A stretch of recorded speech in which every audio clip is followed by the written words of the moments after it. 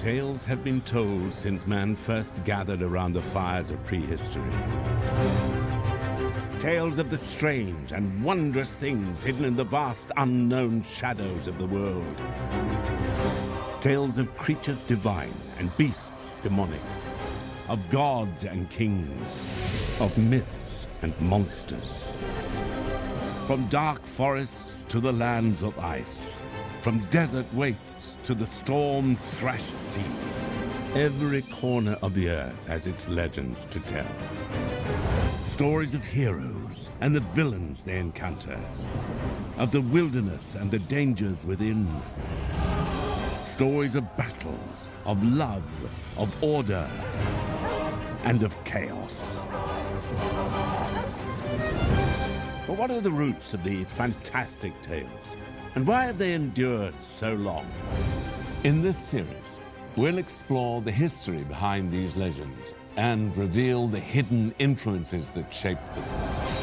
War and disease, religious and social upheaval, the untamable ferocity of the natural world. And above all, the monsters lurking within ourselves.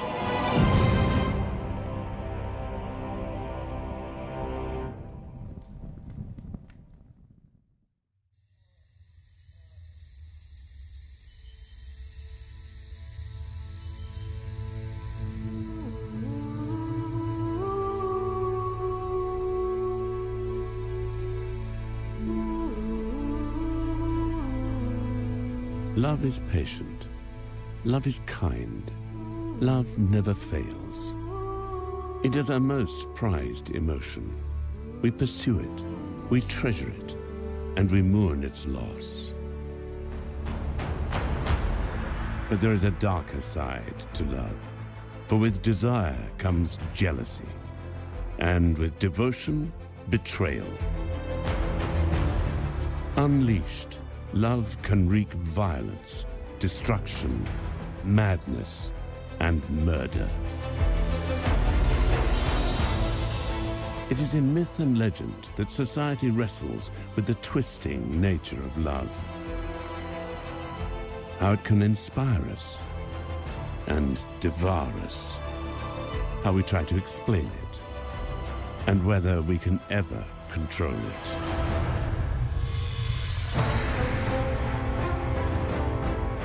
Love stories can tell us about the value placed on love, about the significance given to it, about how it was conceived. Well, love stories and myths are often about ways in which societies react, ways in which societies structure gender roles. What always strikes me about them is how few stories we would call love stories in the ancient tradition don't somehow rest on a power imbalance. They are really telling us about the fears, the aspirations, and often the dynamics in the society in which they're told. What it tells us is that we're not the rational human beings that we think we are, that we're also big squashy tubs of deep feeling that we can't altogether manage.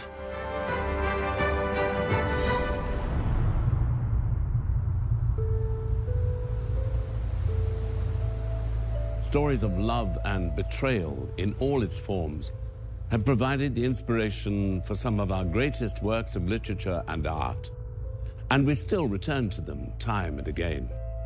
They tell us love can be great, but that it can also be dangerous.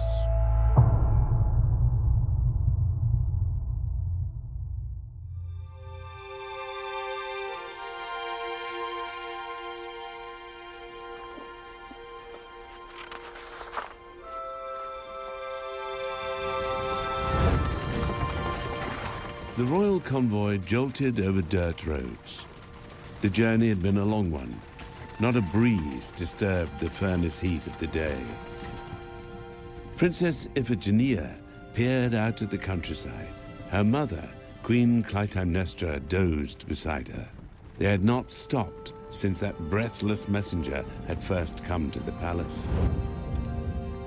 It was an urgent message from her husband, King Agamemnon. Clytemnestra was to join him at the distant port of Aulis, and she was to bring with her their beloved daughter. the beautiful Iphigenia. The carriage rumbled on. It would be hours before they reached their destination. Iphigenia examined an errant lock of hair. This would not do. She called the convoy to a halt and summoned her handmaidens. They shaped her hair into intricate braids.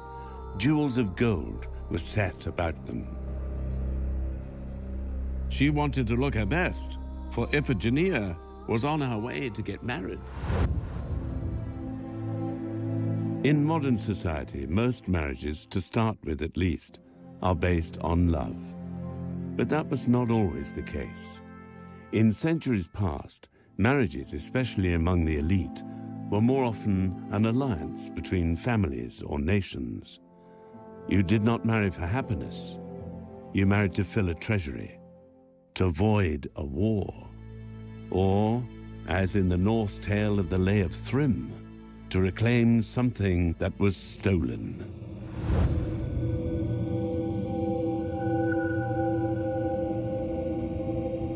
In the mythology of the Norsemen of Scandinavia, there was a land far beyond the realms of men and gods.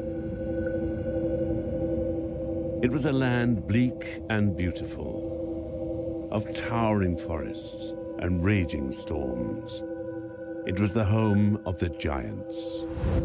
This was the unforgiving realm that Thor, the god of thunder, ventured to in search of his stolen hammer. Without that mighty weapon, he was unable to defend Asgard from its enemies. He had to reclaim it. The story of how he did is part of the Poetic Edda, a fragmentary collection of Old Norse poems. The Poetic Edda was compiled in the 13th century, but the stories it contains are far more ancient. They're remnants of an oral tradition dating back centuries. The tale of Thor and his missing hammer is among the collection's most popular stories. The thunder god soon realized where his hammer had gone. It had been stolen by Thrym, the hideous chief of the giants, and he would only return it on one condition. Freya, the goddess of love, had to marry him.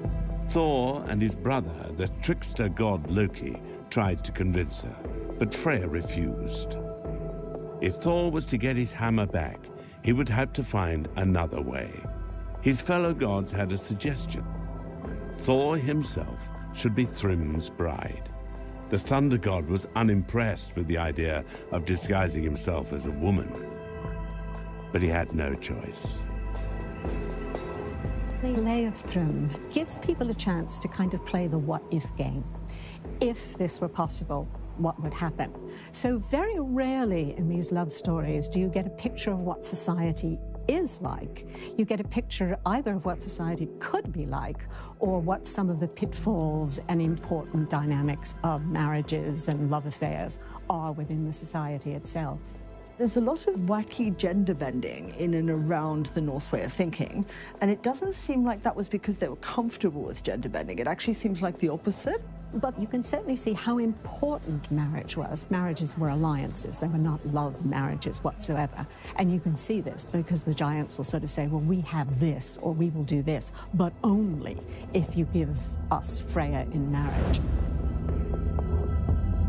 With his brother Loki beside him, dressed as a bridesmaid, Thor went to the land of the giants for the wedding feast. As part of the ceremony, the hammer was placed in his lap. His chance had finally come. He seized his weapon and threw off his disguise. The giants scattered, but there was no escape from the thunder god. Thor struck down first his stunned husband-to-be Thrym, and then all the other giants as well. Victorious, he returned to Asgard, his hammer and his masculinity restored at last. The tales of the Norse gods were often grotesque, but they represent a kind of funhouse mirror to Viking culture, distorted though they may be. Something of the true form can still be seen.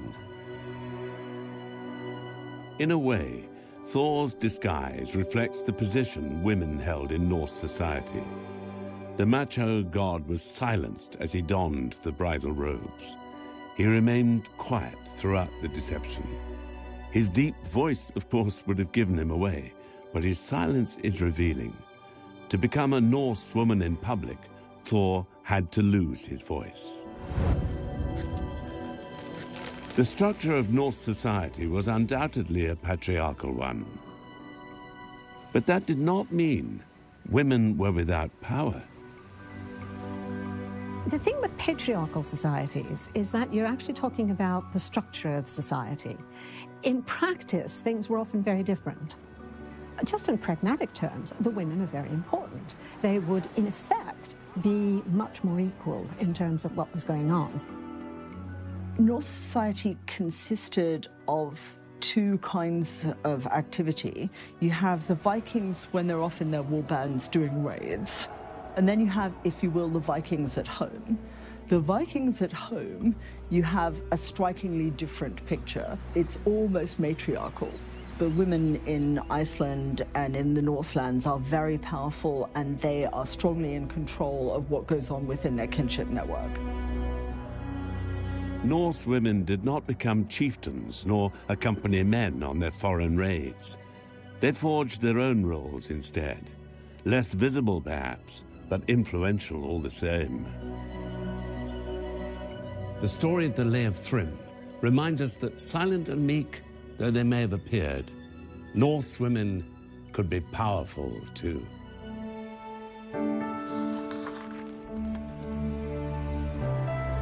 The port of Aulis. Here King Agamemnon had gathered his vast army, and here they waited. For there was no sign of the wind needed to carry them to war. In a tent perched high above the placid seas, Princess Iphigenia waited with her mother. She had never looked more beautiful. But then she had never met her future husband before.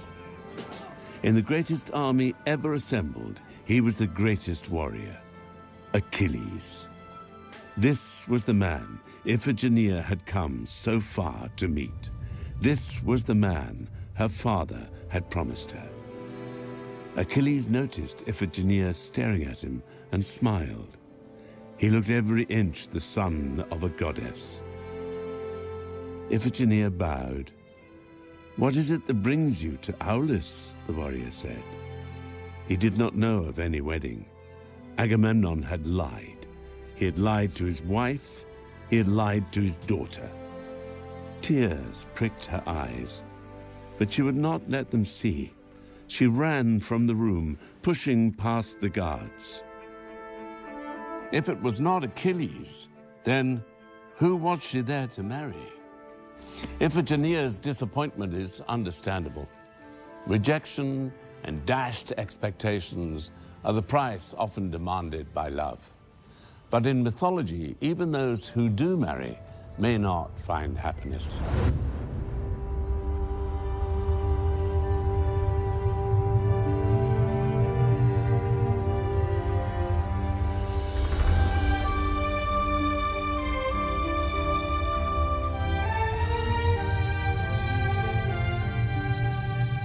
Cornwall in southwest England, an ancient coastline carved by the long ravages of sea and wind.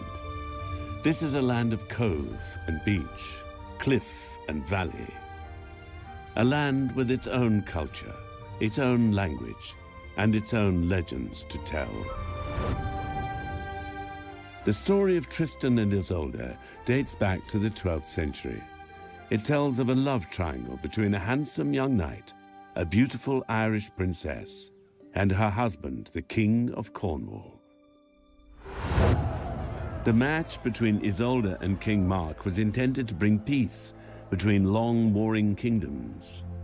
Tristan was Mark's nephew and favorite knight. He was the one entrusted with bringing Isolde to Cornwall from Ireland.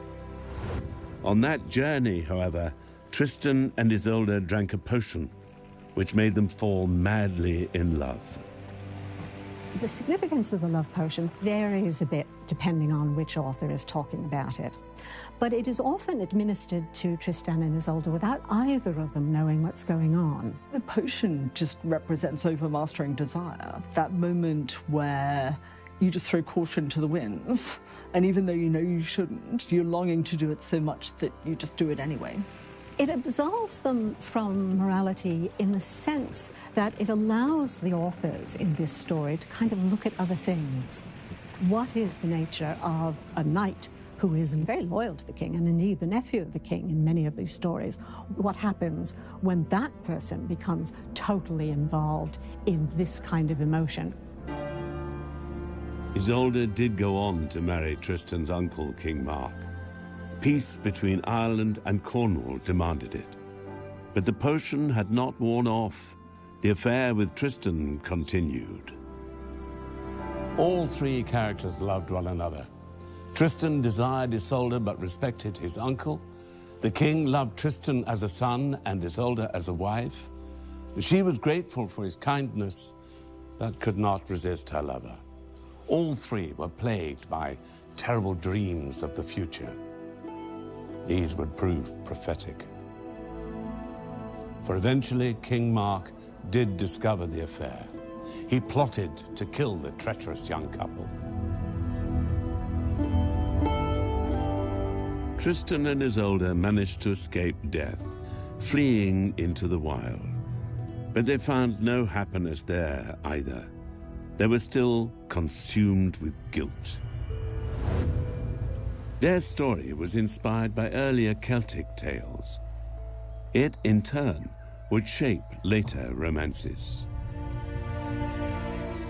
Its influence can be seen in the tale of Lancelot and Guinevere, the first known account of the tragic love affair between King Arthur's wife and his greatest knight dates from the 12th century.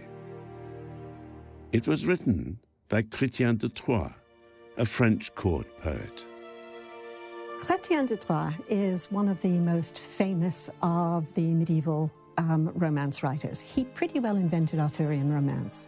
The most famous story is Lancelot and Guinevere. Chrétien introduces Lancelot into the Arthurian legend.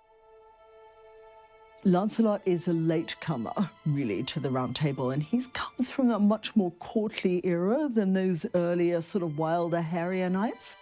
He's much more polished. He not only has great physical prowess, but also really knows his way around a banquet hall, is good with fashion, is physically beautiful, rather than just being big and burly and strong. That's what Chrétien brings into the story. By the time Chrétien was writing in the 12th century, the notion of courtly love was becoming very popular. And what this meant is that the warrior knight would be civilized through the love of a lady. The idea was that if you loved this unattainable woman, it would spur you on to do greater and greater deeds. The story was an appealing one for the women of the French court. In their everyday lives, the dynastic and political triumphed over the romantic. Arranged marriages were the norm. Husbands would disappear for years at a time on pilgrimage or crusade, while they were free to have mistresses. For women, the bonds of marriage were unbreakable. One of the key things to understand is that many of the most powerful patrons to which these writers of the 11th and 12th centuries are trying to appeal are women. If you're trying to appeal to these highly educated, very sophisticated French-speaking women, you're obviously going to want to tell them stories about other very highly educated, very sophisticated women and their interesting love lives. At this period, you get another thing which is very interesting, which is the beginning of proper feminist literature. You have female writers sort of saying, look, women are not just Eve figures who introduced sex into the world. They're not just bargaining chips in marriage. They have a psychology of their own. They have morality. They have something to contribute. Aristocratic women, at least, were beginning to be able to articulate their place in society, their own psychology, their own identity.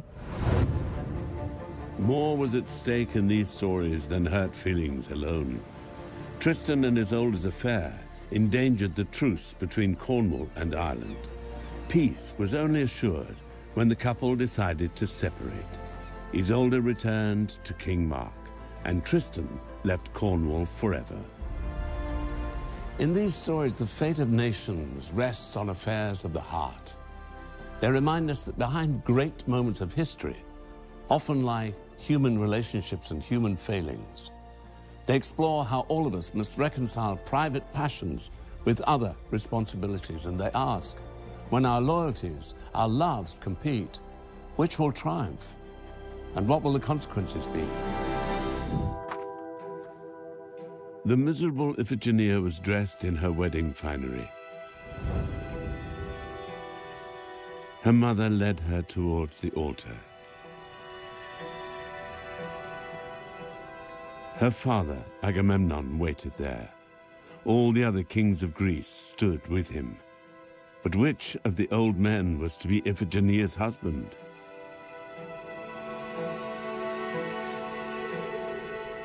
"We are all of us but mortal," the king's voice trembled.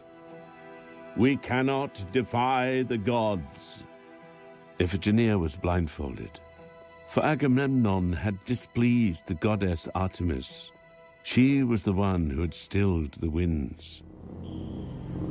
A terrible sacrifice was demanded if ever the Greeks were to reach Troy.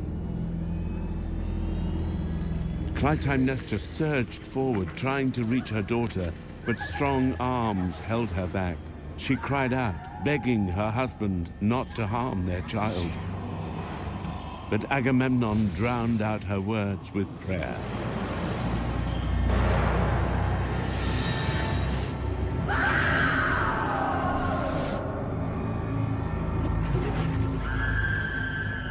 Clytemnestra screamed as her daughter slumped to the ground. Then it began, quietly at first, but soon spreading from harbor end to harbor end, the ropes and rigging of 1,000 ships, limp so long, bucked against their stays. The wind was blowing again. With the death of Iphigenia, Agamemnon's fleet was free to depart for Troy. The war there would last for 10 long years. When victory finally came, the sack of the city was a bloody one. But some Trojans did survive. Among them was a prince called Aeneas. Although his wife died in the carnage, he managed to escape the burning city with his aged father and infant son. His story is told in the great epic poem, the Aeneid. It was written over a period of 10 years in the 1st century BC by the Roman poet Virgil. It is widely regarded as his masterpiece.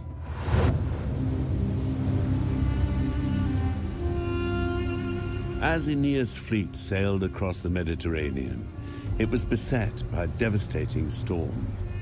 Aeneas and his men were forced onto the shores of Africa. Its plains were veiled with cork oak and olive trees.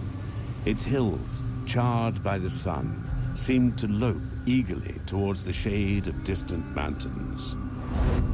It was on this harsh and arid coast that the city of Carthage was to be found. Aeneas and his men might have expected a hostile welcome. Instead, the Carthaginians and their queen, Dido, took pity. For Carthage was a new settlement founded by refugees, just like the Trojans. In Aeneas, Dido saw a mirror of herself. She too had lost a spouse to violence. She too had been forced to flee her home. Dido is a very competent, very capable leader. Virgil says, femina dux facti, woman was the leader of the action. She's very positively presented as a leader. Venus enchants Dido into falling in love with Aeneas to ensure that he gets a warm welcome and the supplies he needs. So it's kind of a mean trick. Poor Dido's just innocently extending sacred hospitality to a stranger, and Venus sort of creeps up behind her and fills her heart with passion. Dido offered the Trojans not simply a place to recover after a storm, but a home as well. Cloaked in her kindness, however, was an act of hostility. Aeneas faced many foes on his journey to Italy, But love was to prove the most dangerous. When Dido and Aeneas go off on a hunting party, the goddesses arrange a great big storm that is so bad that they have to take shelter, separated from the rest of the party in a cave. And they consummate their relationship to the sound of wolves howling, which is not really a very good omen. Dido represented a threat not just to the onward progression of the story, but to the future of the world itself.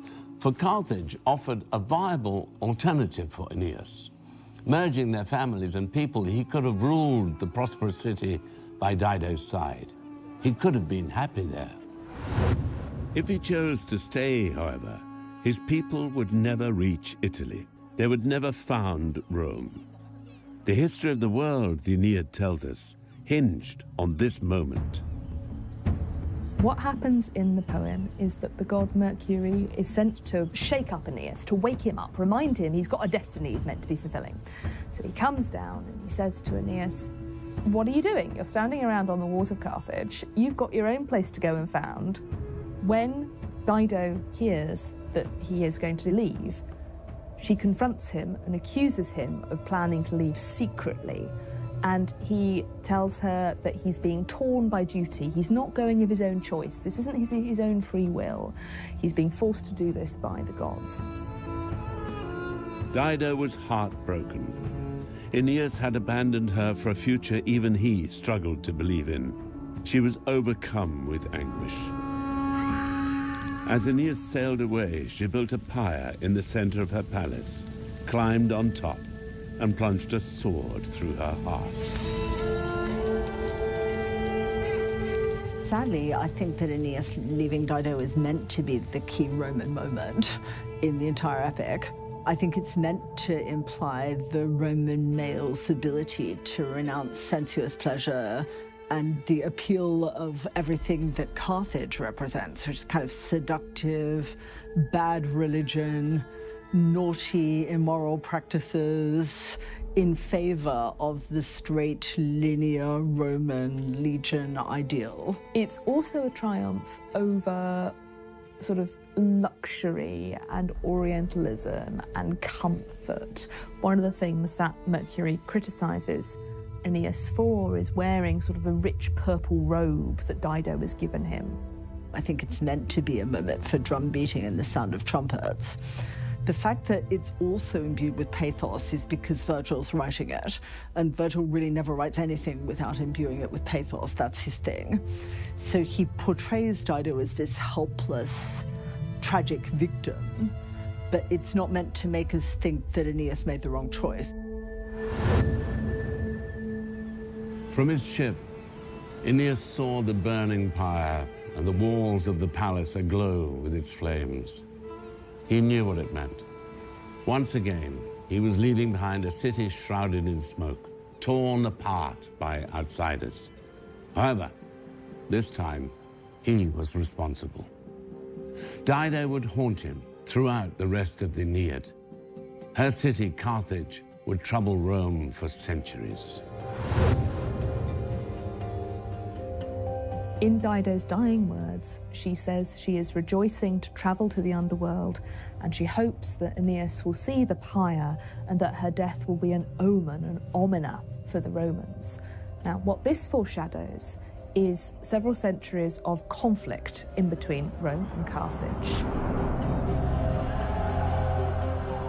Rome and Carthage had, by Virgil's time, fought 3 very vicious wars called the Punic Wars.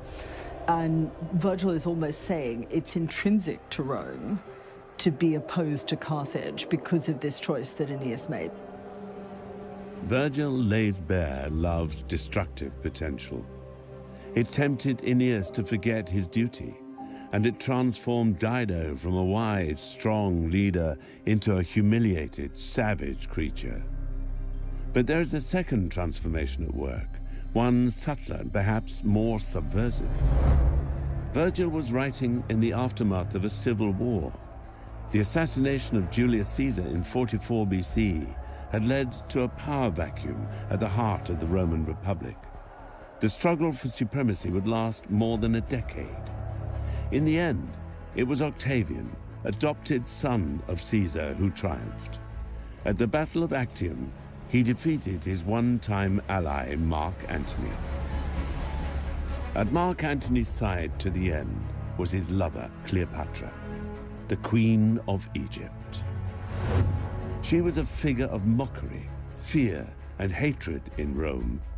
Virgil knew all this, so it is impossible to ignore the echoes of the African queen in his portrayal of Dido. It would have resonated, particularly with Virgil's audience, which would have just lived through the Second Triumvirate Wars, which did very much involve the Antony-Cleopatra-Egyptian alliance. There's very much a way that we can read the Dido-Aeneas episode as Aeneas teetering on an Antony-Cleopatra precipice and narrowly escaping the fate. Cleopatra was seductive in some of the same ways as Dido. She's sort of oriental.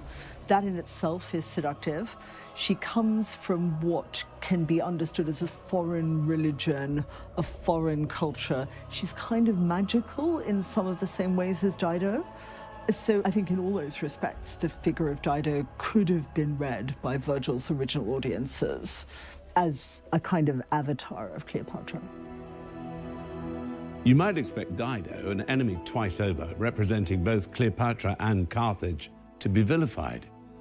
Yet Virgil does not ask readers to hate her. Instead, he transforms her into the poem's most compelling character. He makes his audience feel Dido's rejection and the terrible pain she suffers. He makes us sympathize with the enemy. Love, Virgil tells us, can be a dangerous thing, but if it is, then it is one shared across divides of politics and nationhood.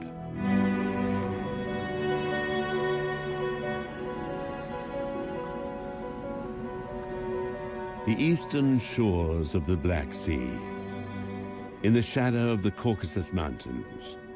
This was the edge of the ancient Greek world. There was once a kingdom here, rich in iron and gold. Colchis was its name. This was the land which the Greek hero Jason came to on his quest for the Golden Fleece. An exiled prince, Jason needed the fleece to prove his worth and reclaim the throne that had been taken from him. But the fleece belonged to another man, King Aeetes, and he guarded it jealously. If Jason wanted the fleece, the king told him he would have to complete several challenges.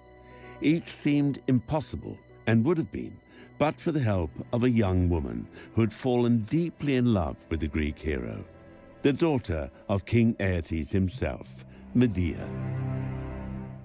Medea is perhaps one of the most fascinating characters in the whole of classical mythology. She is generally regarded and described in the texts of all periods as a witch. That is, she's someone who has huge magical power.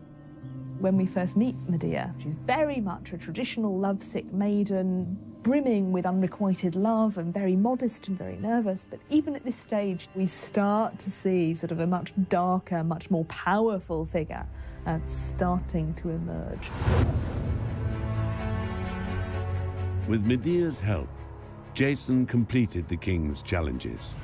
First, he had to harness fire-breathing bulls, then use them to plow a field.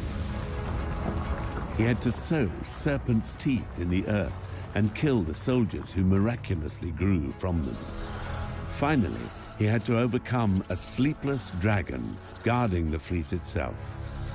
Such was her love for Jason that when the Greek hero left Colchis in triumph, Medea went with him. She would go on to bear his sons and travel by his side throughout the Greek world. Having already stretched the mold of the helper maiden, Medea would challenge the constraints of her future roles as wife and mother too. Any happiness Jason and Medea had would not last. When they reached Corinth, Jason abandoned Medea for the daughter of the king there. But it was what she did next that secured her name in history. She destroyed the things dearest to her husband, their children.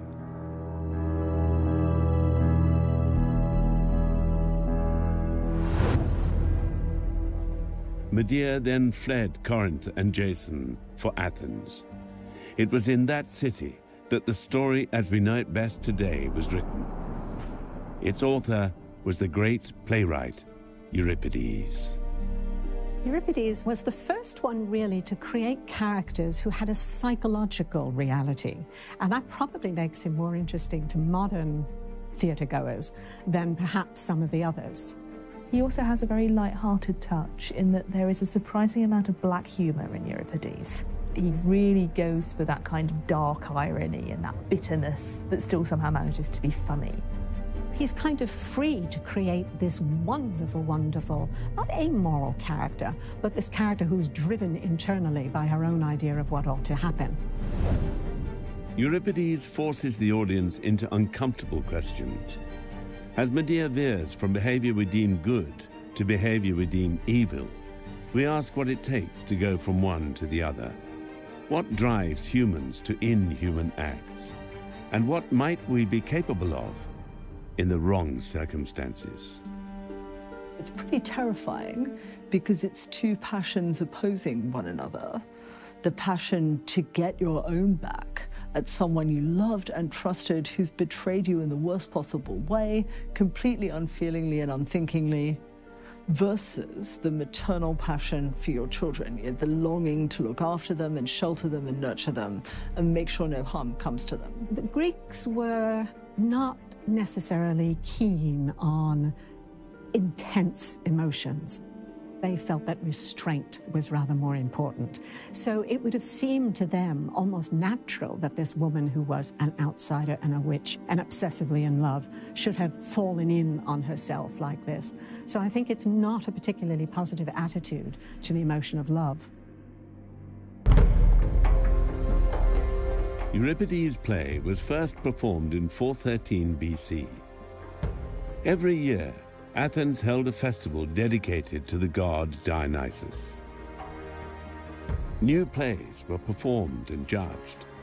It was at this festival that Euripides presented his version of the Medea story. He came last. We don't know what the audience reaction was, but there are several things that could have made an audience uneasy or less than happy about it. One can assume that this would have been a very challenging play for them at the time, just as it remains a very challenging play for us. I mean, one cannot not be attracted to Medea, but then you stand back and you think, well, what has this woman done? So in a sense, she is attacking all of the institutions of kingship and marriage that were very central to the Greeks. She's destroying their sense of order, and order was really important in the Greek world. Euripides' telling of the story has inspired writers and artists from every generation. And today, his tragedy is perhaps the most popular of all ancient Greek plays. It's the complexity of the lead character that drives this endless reinterpretation. Medea acts on emotion, but is also cunning. She's the wife of a Greek hero, but a foreign barbarian at the same time. She's a loving wife who defies her husband, a loving mother who murders her children. She's a woman who rejects the roles that male-dominated society has given her, even as she embodies them. Medea's story tells us something very profound about ancient Greek attitudes to women, and particularly to the idea that women can't control their emotions as well as men can. The Medea highlights the double standard. It's perfectly acceptable for Jason to decide he's going to abandon the woman who has left her country for him, had his children, go off and remarry sort of a young Corinthian princess, and Medea is supposed to just say, that's fine, dear, that's okay. By living through her passions, as the play forces us to do, we're encouraged to think, in that situation, how could I restrain myself? While this is obviously a very extreme case, it also establishes the idea of love as this dangerous driving force that can cause problems if it is not paid attention to.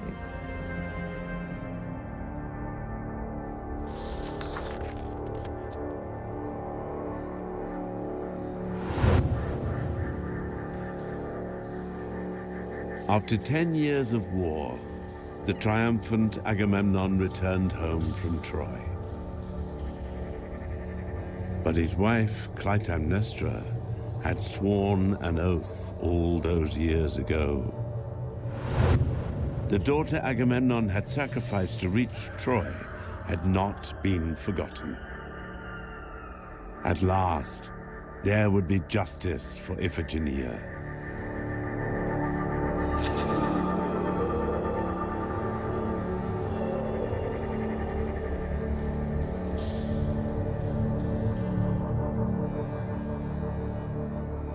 Love and violence seem bound together in Greek mythology.